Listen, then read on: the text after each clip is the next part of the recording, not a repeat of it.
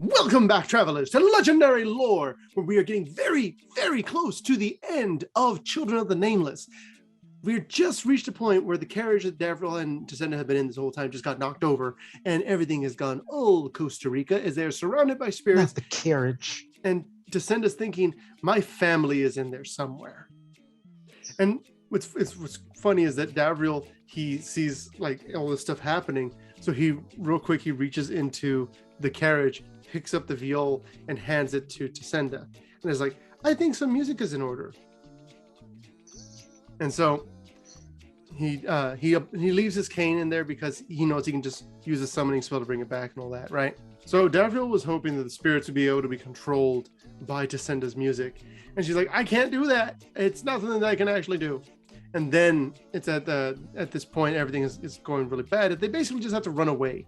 Crunchnar and Miss Highwater, they had to like reorient the carriage, while Davriel and Descenda, they run into the forest. It is a fantastic little bit because prior to this, he uses the Prioress's power. He uses like the blue-white energy, and he knocks the geists away from him to protect himself. What's funny is that when the whole thing crashed and everything, Davriel kind of like jumped out of it, and he was just like completely clean and fine, while Descenda was covered in like scrapes and mud and stuff, and she was very upset at him for being just so unbearably attractive. So I like how you put it. Yeah. So basically, a whole bunch of stuff happens. Crunchnar swinging at different spirits, knocking them around the place. And Davriel's spell is what's turning them into physical form, so the weapon can actually disrupt them and make them turn into like puff of smoke. And then they pool on the ground and they reconstitute, stuff like that. Davriel is there and he's like surrounded by spirits, and they're all sucking his soul out, and he's like, oh, snip. And Descenda's starting to like despair because she knows that if he dies, then everyone around her is dead, because he was the only chance she had. And then there's this huge blue blast as he basically dispersed all the spirits in the area. He does it like a massive cyclonic rift kind of deal and sends them all away. And she's like, I saw them taking your soul. And he goes, well, fortunately I had the ward that I got from your mind to act as a shield for my soul once I activated it. And then he goes, then with that, it was some matter of using the dismissal spell I'd taken from the hunters. And you were worried for me. Foolish child, I was of course never in any danger. Remember, every time you use the spell, it gets slightly weaker every time, right? Mm-hmm. And what the spirit's doing is now they're clawing at him, and their claws don't like scratch his skin. They basically reach into his soul and they scrape at his soul, which is a really cool like idea of like, that's the like chill he's feeling, is them reaching into him. During all this confusion, Miss Highwater, she like puts up a rock, and she had like a necklace wrapped on her arm, and some of the spirits recognize it. And it's at this point that the actual like soul of the spirit, they realize, oh, if we can figure out a way to like reach them, we can actually tell who they are, what they are, kind of thing. And Descenda tells Davriel, something's odd about one of those spirits. And he goes, which one? And so basically everything's happening. And she goes, a group of them came after us, but the only ones who have ever tried to attack me. But when they saw the symbol of the nameless angel on the necklace, they stopped. And then one ran out into the forest. And Davriel says, Miss Highwater, keep the horses ready. I will return shortly. And so they go into the forest. They're chasing after that one that ran away. And it's kind of like what they figure out is that the spirits that were attacking Descenda, the ones that could attack Descenda, are not the ones from the village. They were from the priory. Whoever was behind all these attacks attacked the priory after they left and took all those souls. Mm-hmm. And the face begins to congeal back into a normal shape of an agonized human. And it was weeping. And it is Rom. And Rom's spirit's like, what? What have you done to me, my lord? And Davriel just looks at me and says, what do you remember? The last thing you recall. He goes, I saw you off into the night. I was tired and returned to my room to sleep. I couldn't, like usual, remembering all those I killed. Oh, Angel, I thought I'd find peace here, but no. Never peace. And Descenda's like, well, why is a priest a whisperer? What's happening? The bog-based souls can't touch Descenda. And then Rom says, I saw her when I first got here. The angel. That's why they asked me to come. she'd gone mad, like the others. And he starts to weep again. And Davriel's like, Rom, what happened 20 years ago at the bog? The entity within it fled for some reason. And Rom's like, I wasn't even here then. I was killing demons. And Descenda's like, a little under 20 years ago? 15 years ago, I was born. And Davriel's like, It all started when I was born. Rom is going to start distorting again, and he does. And he starts muttering about the murders, and she feels a chill, and she runs away from Rom because he's the whatever was keeping him tethered to his mind is basically it's used up. And so Davriel's telling her, look, the entity moved from you, from the bog into you and your sister for some reason. Senda's like, well, around 20 years ago, the church moved into the approaches.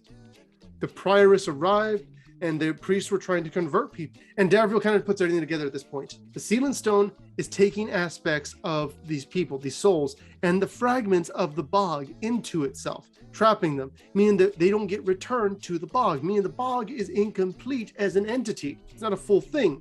And so once it realized that it was getting too weak, it left the bog and went into two specific people. It resided in the two twins. And you have to remember, if Willia's soul was put in the Sealing Stone, then that means that the majority of the bog would be in the Sealing Stone, because it was seeking out a host and went into a womb. What it didn't expect was for there to be twins in the womb. That's why they split the site, kind of like Will and Rowan, Sarah and Spark. The Nameless Angel, we just found out, had gone mad and had to be killed, and so they did, and they called Rom to do it, which of course is not going to be good for that old man's psyche as it is. And then eventually they show up with Miss Highwater shows up, and she's got she's bareback on one of the horses, and she has the other two horses ready for the rest of the group to get on. Crunchnar, of course, is on his own horse that is looking like a pony that is about to die. So basically Davriel realizes this has to end now. We have to go back to the priory. The place is deserted.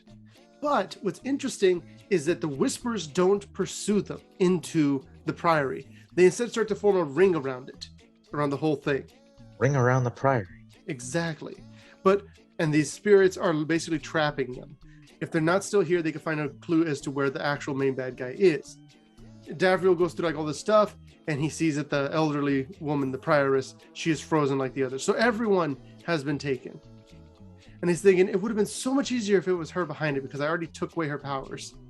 And then he thinks, would they have been able to fight if he hadn't taken her powers? So it's again, this question of he acted and it had negative consequences. Should he have just left everything alone? And Davriel's like, okay, look, we got to go down to the Sealing Stone, because if we can get there, I can get new information off of it. I can expect the wards.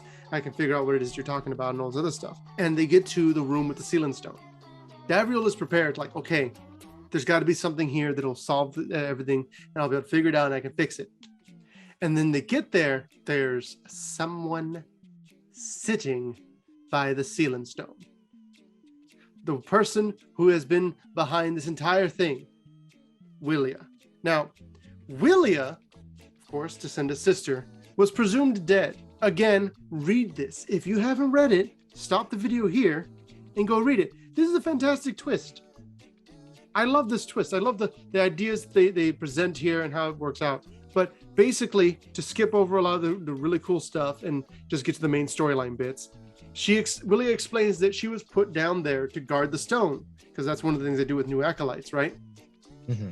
But while she was there, she was able to discover the power within the Sealing Stone. It spoke to her, basically. The whole time, Descenda's kind of there like, what did you do to our parents? And Willia looks at her, and when Willia looks at her, she realizes that Willia is looking at her. They made a point of the fact that one could see during the night and one could see during the day. And Willia would have to sit with the Sealing Stone at night and listen to what it had to say, right? Mm-hmm. Well, here, Descenda sees that Willia is looking straight at her, and she can see her at night. And Willia says, I didn't mean to take them. And they were carrying offerings to the bog. What I thought was a false god. I yelled and argued, but I didn't mean to kill them. But the power I'd taken from the stone combined with my power and cried out for more. In the end, I let loose on them, and it just happened. She goes, I didn't kill them. I reclaimed them. At first, I thought the voice in the ceiling stone was her, the angel. I thought she was the one whispering to me. I didn't know that she was already dead. And then Krishnar gets into the room like real carefully, and Davriel is like holding on to Senda and blocking the way out of the chamber, and Miss Highwater is behind him. And Krishnar takes out his sword because he's ready to fight. And Senda's like, no, wait, stop, Willia. Lord Cain can restore the souls of the bodies if you release them. It's going to be all right. We can fix all of this. I don't have to hide in the darkness anymore, Senda. I don't have to cower behind your song. It is time the darkness feared me. And so Davriel, he hears all this stuff and he's like, you know what? I'm done with this. And he I'm gonna kill a little girl today. Yeah. So he strikes, pierces into her mind, and digs for her talent. He's looking for the entity, right? Mm-hmm. And he hits this wall, this vastness that he had not expected to find. And Willia just kind of pushes Davriel away, like it was nothing. And he's like basically knocked back into his mind. And he's like, okay, that was a bad idea. And she takes out this green-white energy, Willia does. And she starts to paint the walls of the room. And then there's that loud no again. Davriel summons the remnants of the power he had taken from Senda, the protection ward, and he uses it.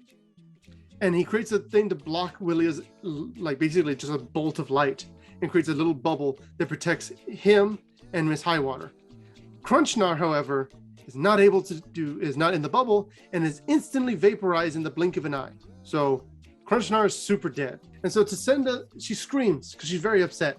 But she also knows that this power that she's using is like the warding song. It doesn't affect humans. And so while the ash is going away, Davriel is like really, really upset because that was one of his strongest demons that he had, right? The shield that Davriel created is starting to go away. He can only give protection for so long. And Miss Highwater is like, well, I guess this is it, because you'll be fine, but I'm going to be gone. And there's like Davriel's sweating, and he's squeezing every last bit of strength he can from the ward, and he knows it's not going to be enough. And the entity tells him, "Use me. If you use me now, you can save them." And Davriel's like, "No." He goes, "Why do you resist? This is your moment. Seize it." And Davriel looks at Miss Highwater, and she's like really like huddled close to him, trying to stay within the shield because she knows that the moment that thing breaks, she is vaporized just like Crunchnar. And he says, "I still have the dismissal spell. If it works, you're a creature of magic. It should work on you, and you'll reform just like the Geist did. And it'll be a temporary effect, but you'll be gone. You'll be elsewhere. You won't have to worry about this." And she goes, "Do it." And so he does the spell, and he banishes her. He basically unsummons her, and she's like, "Don't die. I still need to get your soul." Like I don't have much competition left. And he tells her, "Remember, I wanted to stay inside for the evening." And her ledger just hits the ground. And he screams, the ward breaks, he's blinded, and with that, he's still human. He's not defeated, but he is blinded. He is just trying to blink it away, trying to recover his vision, but all he can see is white.